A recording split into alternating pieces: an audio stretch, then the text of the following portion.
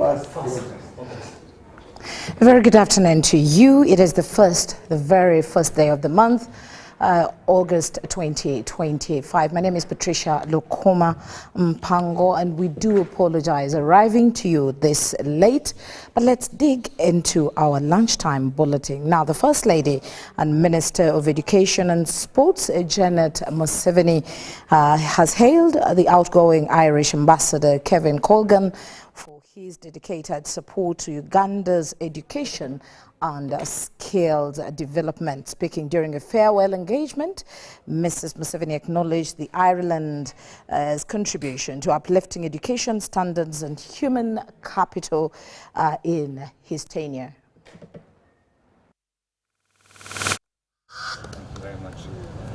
Mrs. Museveni hailed the strong bilateral relationship between Uganda and Ireland over the years and Ambassador Colgan's impactful service in Uganda. She recounted her early collaboration with the Irish government during her tenure as Minister for Karamoja Affairs, which included key development interventions, particularly in school construction, vocational training, and promoting girls' education. Saying farewell to a friend with whom you have worked very well is always not easy. But yet, time comes when we must accept that farewells must be done. So I want to thank you. Thank you, Ambassador Colgan, not just for your significant contribution to our work in Uganda alone, but for especially being a good friend to Uganda. So as you leave Uganda, please know that you have laid your brick on Uganda that can never be forgotten, especially since you chose to focus on human capital development. Thank you for holding hands with us to serve our people. She upholded Ambassador Colgan's involvement in policy dialogue through the Education Development Partners Working Group, which he chaired, and his significant role in supporting teachers. Ambassador Colgan, who has served in Uganda for 5 years, expressed pride in achievements of Uganda's education sector and reaffirmed Ireland's long-term commitment. He acknowledged the central role education plays in Uganda's development. Honourable Minister and First Lady, I'd like to thank you for your strategic leadership of the sector and the time and the effort and the thought and the energy that you put into the young people of Uganda. Your future in Uganda is very bright because of your young people and because of your education that and the investment that parents make into their children's education. It is very striking, and it just shows you that if you invest in human capital and you invest in infrastructure and teacher quality, that you will get the results in the end. Ambassador Colgan paid tribute to Uganda's teachers and also highlighted the progress made in Karamoja, where Ireland has concentrated much of its support. He noted that classrooms in the region were once empty and are now bulging with children, a testament to the growing value parents are placing on education. The ambassador will be heading to Serbia, where he is tasked with opening a new Irish embassy. His successor, a female diplomat and engineer with extensive experience across Africa, is expected to arrive in Uganda by early August. Reporting for UBC, Baguma William.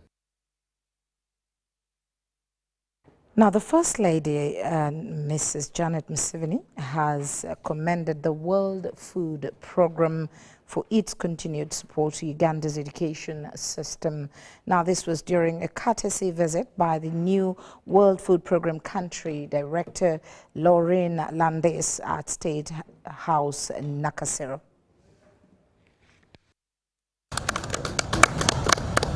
Both the First Lady and World Food Programme Country Director held discussions centered particularly on programs in Karamoja and plans to scale up sustainable homegrown school feeding beyond the region. We used to produce the food in Karamoja and work with the World Food Program to help us pack it and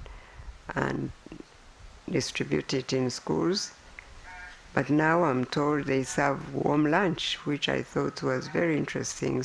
And also I know World Food Program has been working with our ministry on school feeding program. In Uganda, we thought that we would leave the school feeding for parents to feed their children while government does the infrastructure and does the teacher salaries and instructional materials and all that. But we had apportioned school feeding to the families of Uganda, which has not succeeded now for a long time. So now I know that World Food Program has been discussing with our ministry about school feeding. The First Lady, however, emphasized the need for a comprehensive planning that includes building infrastructure such as kitchens, energy-saving stoves, and dining areas in Uganda's public schools compared to the original design of without provisions for meal preparation. The preparation they are doing on school feeding must include the preparation for the kitchen, for the stove, for the dining hall, so that we have a system in place that will really now provide the lunch for the children. Under World Food Program's Agriculture Market Support Initiative, food is now procured directly from local farmer groups, replacing the previous model of prison-supplied food to empower communities and strengthen local food systems. Over 250,000 children in Karamoja receive warm school meals daily, with food prepared on site using energy-saving stoves and kitchens constructed by World Food Program in 67 schools. This marks a shift towards sustainable and climate-conscious feeding practices. Mrs. Museveni inquired about Brazil's globally admired school feeding program and expressed hope for valuable lessons from such successful models as Uganda develops its own national school feeding framework. On school feeding, we really commend Uganda for joining the School Meals Coalition in 2023. The commitment to develop a national school feeding policy is really a major milestone. WFP is very proud to support this process. Once approved, your school meals policy will open doors to new partnerships and new resources. We are ready to assist with implementation alongside foundations. I, new to Uganda, really like your hybrid model. Homegrown school feeding, where we buy from local farmers, but also parent-led. I believe it is a strong step forward, and I also believe it can build on the parish development model to truly transform communities. I like it because it's not aid. It is truly Ugandan food for Ugandan children, prepared by Ugandan communities.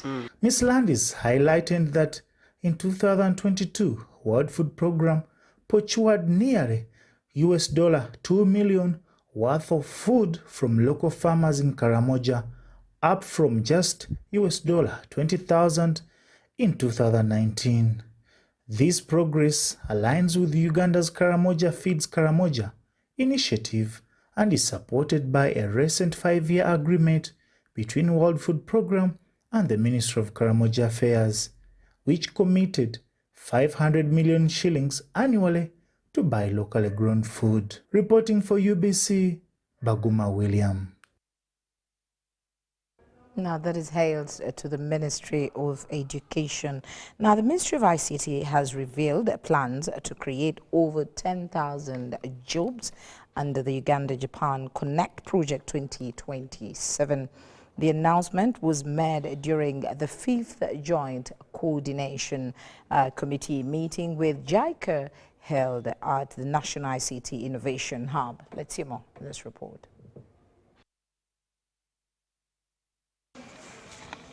The Ubc Connect project in Uganda focused on connecting Ugandan and Japanese ICT companies and fostering innovation has seen several midterm achievements like supporting Uganda entrepreneurs through Mentorship Accelerator Initiative to ensure job creation in the sector. However, the progress is very good. As I committed, some material manuals are already completed, and we are now progressing the matching and capacity development activity towards the end of the project that I have.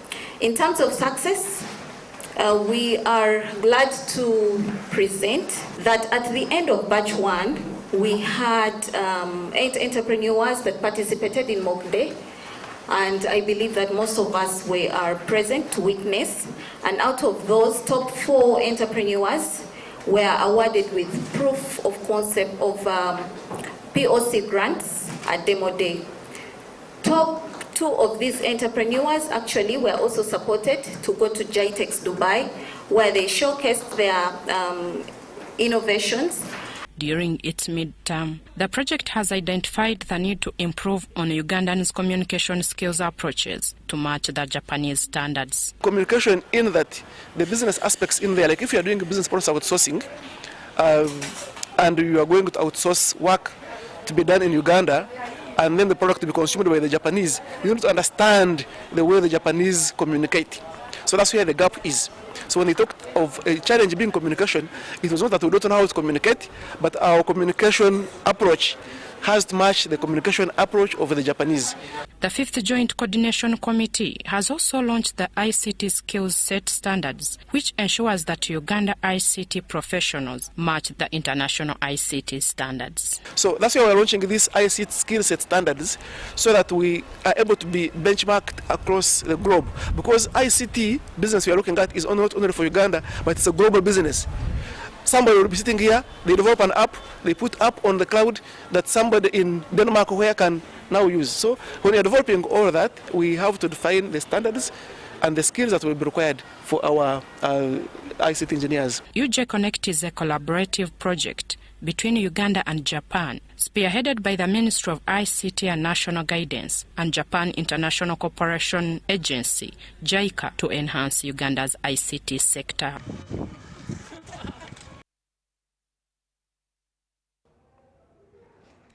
Now, 41 senior police officers have completed a 1-year command and staff course in Bwebaja.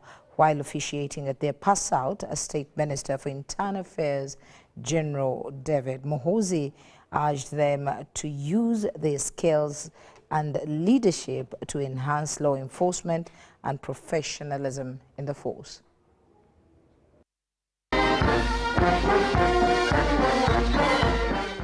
The 41 senior officers have gone through a 1-year intensive training to upskill their capacity and ability in command and public management. It aims to develop leadership, command, and research competences of senior officers to meet contemporary law enforcement demands. They will go home with a certificate of senior command and staff course by the college, institutional leadership and management certificate by the Uganda Management Institute. You need to establish and nurture the links that we need with other agencies and I emphasize, and the population. Because you, more than the rest of the agencies, serve in the midst of the people. So this course desirably impacts on you the idea that whatever you do, it's ultimately effects-based. The Inspector General of Police, Abasvia Kagaba, reiterated the need to process the recruitment of over 10,000 probation officers in the preparation of the elections. I take this opportunity to thank you, sir, and the government for allowing us to recruit 10,000 probationer police constables. We are very committed, and we are going to put all our efforts towards the peaceful delivery of the general elections 2026 and the related activities. Police commit to ensuring the trained officers use the skills obtained during the one-year refresher course in maintaining peace and stability during the upcoming 2026 general elections. Training and transformative leadership is required to leverage on the existing security architecture. We must appreciate that security remains a very critical ingredient that underpins planning and execution of state programs for social, economic transformation of our people. The minister urged police to ensure a steady supply of force multipliers in the bid to fight the rate of crime in the country. There are work-related requirements and force multipliers. IGP mentioned them: people, equipment, mobility, CCTV coverage expansion, etc., etc. These are work in progress. There are also some training requirements and aspects that need attention, including the training environment. The trained officers include commissioners, senior superintendents of police and prisons, who underwent a one-year intake of a senior command and staff course. Cayenne Faith Komagum Rogers for Ubc. Now the Australian government, the Austrian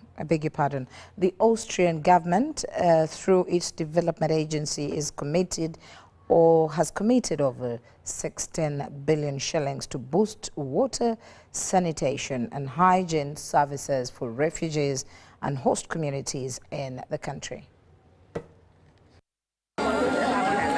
Uganda is home to over 1.92 million refugees fleeing conflict and insecurity from neighboring countries such as South Sudan, the Democratic Republic of Congo, Eritrea, among others. Despite Uganda's progressive refugee policy and welcoming delight, hosting communities are struggling due to cuts in international aid, especially in critical sectors like water, sanitation, education, and healthcare. Following this, Austria has stepped up to fill the gap by partnering with United Nations High Commission for Refugees, UNHCR, to ensure improved wash services, which are vital for maintaining public health in refugee settlements. Here is on inclusion and empowerment. This model offers valuable inspiration, and thank you for sharing these experiences also with us. We have much to learn, I think, from one another, and to me that is at the end what true partnership, true international partnership is all about. Once again, and then we can assure you that this is going to be put to very good use because, like I said, it covers 65% of what we have prioritized for this year. An additional contribution of $1.8 million was signed as an addendum by both parties, adding to the previously committed $2.4 million, bringing the total Austrian support to $4.2 million. This funding will raise the wash coverage from 45 to 65% of UNHCR's wash needs in Uganda. The addendum prioritizes sustainable systems, solar-powered water infrastructure, emergency drinking water for 40,000 new arrivals, construction of 960 communal latrines and showers. While visiting Heritage Village in Kansanga, a refugee hosting community, delegates from UNHCR, ADA, NRC and others engaged directly with refugees to understand their daily challenges. Christine Baja, chairperson of Heritage Village, cited that many Eritrean refugees in the community have grown into entrepreneurs thanks to the continuous support from UNHCR. Says they are actually hardworking, but they love what to do. Beyond the wash services, Matthew Krentzil, the UNHCR representative to Uganda, highlighted the urgent need for legal and justice support for refugees, many of whom are detained in prisons across the country. We are also discussing other areas where Austria can be of support to us in the area of justice. We hope we will be able to expand our collaboration in other areas like justice. Uganda remains Africa's largest refugee hosting country, with the government of Uganda widely praised for its open door policy. Rebecca Nantongo, Susan Nabgude, UBC News.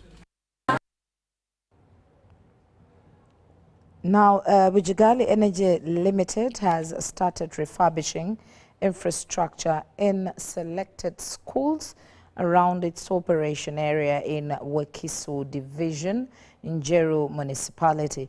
The initiative under the company's corporate social responsibility program aims to create a more conducive learning environment and raise academic performance in beneficiary schools. We've gotten so good structures with your contributions, but it is still absurd that our teachers do travel around 4 kilometers from here to where they stay to come and teach our children. So if you can as well go on and consider constructing our teachers' infrastructures in form of staff quarters, you will do us so grateful, and we shall be so thankful. And just know that even the standard of this school in terms of performance shall increase, shall improve. So part of our education program is working with all of the schools within the project affected villages, and we talk to our schools, we identify what their needs are, we make a prioritised schedule of what those are, and we will take on, as well as low-level support across all the schools, we will pick a major project each year, and for the last year it was refurbishing these classrooms here. What we are trying to do is improve the quality of the buildings, because it's clear to us that if you don't build to the full national building code, you're going to be coming back in 10 years and doing it again. So what we're doing is we've spent a little bit more this time round, but we won't have to come back here again. We've got a building that will last for the long term. This opportunity to thank Bill for foundation work done for building and revision of Namiarasi Primary School. When Bill was constructing O and M Bujagali Dam, they took the honors to compensate all educational families that were displaced by the project. They constructed classrooms on Naminya Aras Primary School where the children of those families studied from. Maintenance. Maintenance solution of the school has been done 20 years down on the road with full funding from there. This shows the commitment. This shows their commitment and livelihood of the Ugandans. The community of Naminya will forever be to you. But I'm questioning the parents, I'm questioning the teachers, to see that after getting such good structures, let them put in more effort so that we get better results. I know if the headmistress comes next year and tells you that we have got 31st grades and what have you, don't you think you have the heart of... Indeed, they're beautiful structures. Now over to Makerere University. Makerere University Vice Chancellor Professor Barnabas Nawangwe has emphasized the need for robust investment research to help tackle poverty. Speaking at a research dissemination workshop, Nawangwe noted that innovation and evidence-based policies are key to Africa's socio-economic transformation. 10 doctoral students from Makerere University have received support to finalize their research projects through the PhD completion grant. Among the beneficiaries is Dr. Catherine Mwesigwa, who investigated the impact of sugars and labeling practices in commercial baby food. Sugar added to the either juice or porridge, and this sugar doesn't, some people think honey is healthy, but honey is also sugar. So these, I'll just, you can see that generally they were very poor compliance in terms of the labeling, how the baby foods were labeled based on international guidelines. and specifically baby foods were really doing poorly on the criteria that were chosen. Addressing the gathering, Makerere University Vice-Chancellor Professor Barnabas Nawangwe emphasized that poverty across many African countries is largely rooted in illiteracy. Whether it is science, technology, humanities and arts, we still lag behind the rest of the world. In all those areas, our contribution to global knowledge is just 3%, whether it is science, whether it is humanities. So if we want to move out of poverty, we must do more research. Let us at least produce, even if it is 5, but maybe better 10% of the global knowledge production. Professor Nawangwe also stressed the importance of protecting research outcomes through intellectual property rights. We have now activated the Intellectual Property Management Office because many people just come up with very good ideas like the ones I'm seeing here. You go to conferences, just disseminate. Somebody is listening attentively. The next time you hear they have a product from what you say. And we have lost a lot of intellectual property as a result. Professor Julius Chikoma, the acting director, Directorate of Graduate Training, noted that the initiative was launched to tackle critical barriers affecting the completion of doctoral research.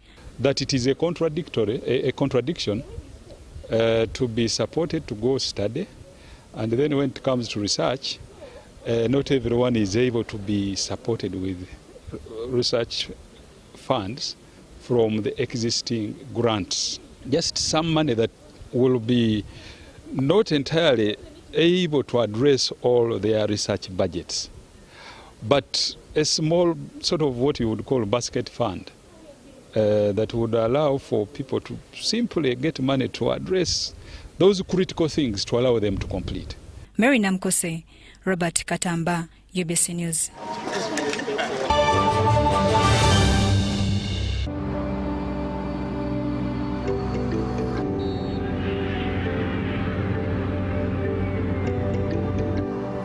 Abeka bana tuzi. Bawarunji. Nafe tujja. Bami kwan. Anya inakuchange ono. Uncle, you can just use your phone. Hey, tuina momo. Va kumwana kununya change. Nayanziza nyo. Nange kwete. Yes sir. Zoziri mmeka? Jire satu chitundu. Satu chitundu. Yes sir. Nayiba. Sente ngazinzugweddeko. But uncle, you can get from your phone. Just keep on playing your bodies. What do you mean?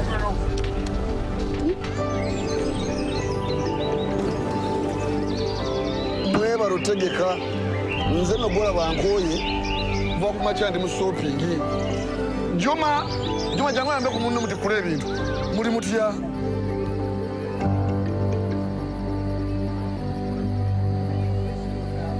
Uncle, you're suffering again. You can put it on your phone and make money.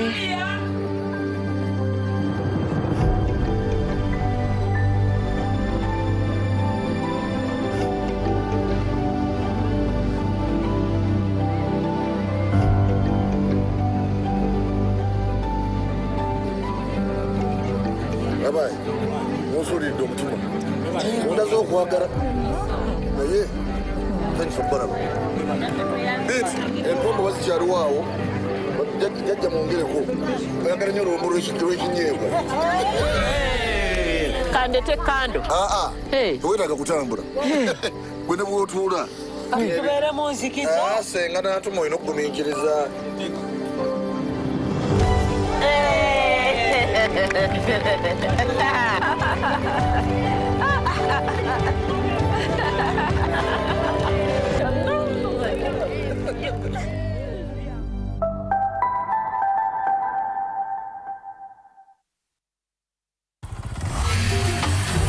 Hello, Kampala, Uganda. In response to the national call of strengthening the traffic security, Good Products Group HGO brand has officially launched the rider selection campaign. Registration is now open.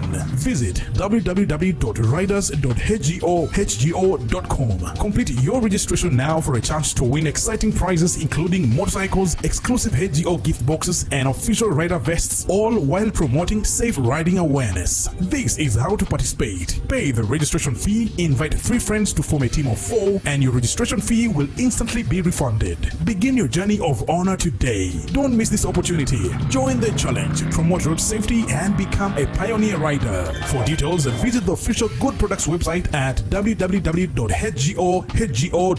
or call toll-free 0800-335-555 or visit our offices at Kingdom Kampala 3rd floor to register now and win prizes worth millions. From the day your child is born, you want to protect them. You want to protect them from the harm you know and the things your eyes can see. Protect them from falls when they are playing and as they are learning the world. But what protects them from the things your eyes can't see? Diseases attacking their bodies. Immunization from as early as birth, 6 weeks, 10, 14 weeks to 9 and 18 months, and malaria starting at 6, 7, 8 to 18 months protects children from diseases, giving them the foundation they need to grow stronger and healthier. Parents and caregivers, remember to immunize your children 9 times from birth to 18 months to protect them against vaccine-preventable diseases such as measles, rubella, polio, pneumonia, hepatitis B, tuberculosis, tetanus, meningitis, yellow fever, diarrhea, whooping cough, diphtheria, and malaria. All vaccines used for immunization are safe, effective, and free. This message is from the Ministry of Health with support from UNICEF, WHO, and partners.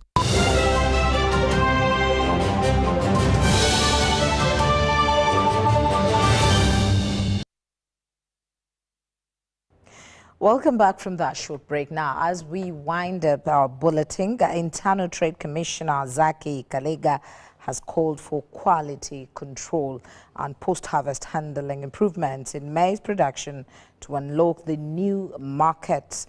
He made these remarks at the 2025 Meet the Buyers Symposium in Kampala that aimed at linking farmers and traders to buyers from across the region.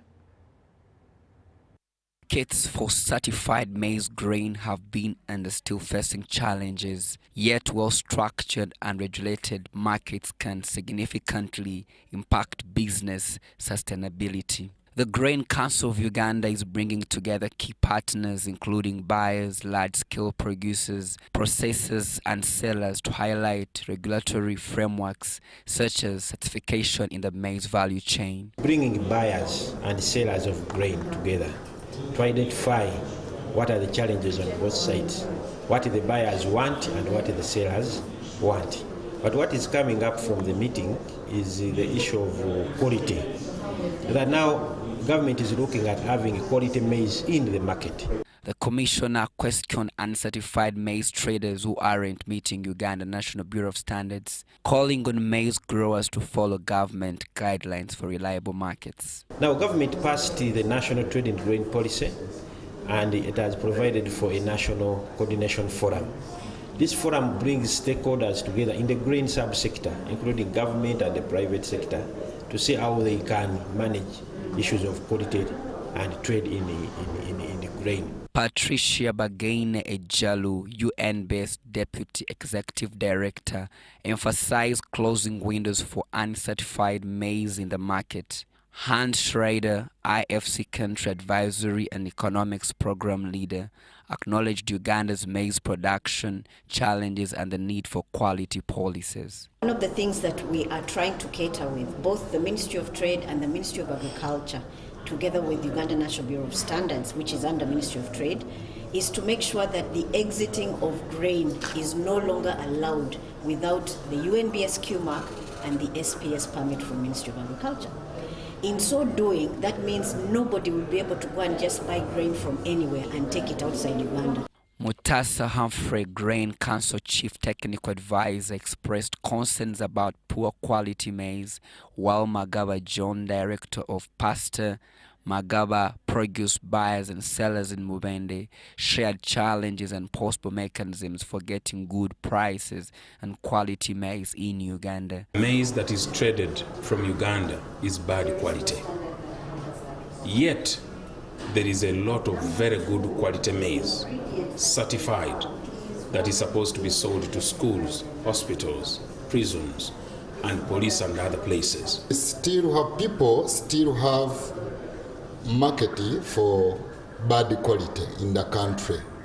If we are still having the market where to sell bad quality of maize in the country, then it is not possible to get good price of our quality maize in the country. Jimmy Akanshemeza, Antanaba Kenneth, reporting for UBC TV.